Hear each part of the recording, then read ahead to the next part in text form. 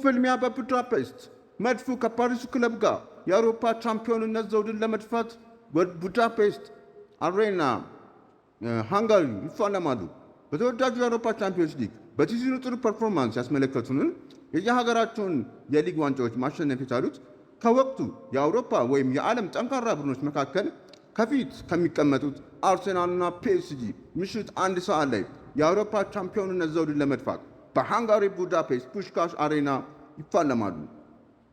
መድፉ በአንጻሩ በመድረኩ አዲስ ሻምፒዮን ለመሆን በኤሜሬትስ ባይተዋሩን የዋንጫ ቤተሰብ ለማድረግ በአንደርዶግ ነፃነት ውስጥ ሆኖ ከሞላ ጎደል ከጉዳት የጸዳ ስብስብን ይዞ ወሳኝ ተጫዋቾችን በስሱ እረፍት ሰጥቶ የሊግ ሻምፒዮና ሆኖ የዋንጫ እርግማኑ በሰበረ በፕሬዠሩን ባቀለለ ማግስት የሚደረገውን ጨዋታ በመሆኑ በቡዳፔስት አንዳች አይነት የድል ብስራት ማሰማት የሚያስችል ጥንካሬ እንደሚሰጠው ይጠበቃል። ፒኤስጂ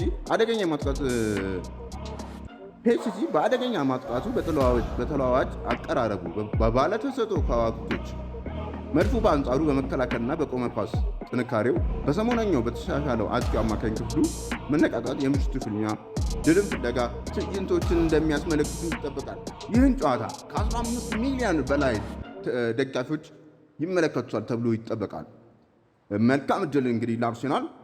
ይህንና ሌሎች ቪዲዮዎችን ለማየት ላይክ፣ ፎሎና ኮፒ ሼር ማድረጉን አይርሱ። ይመቻችሁ።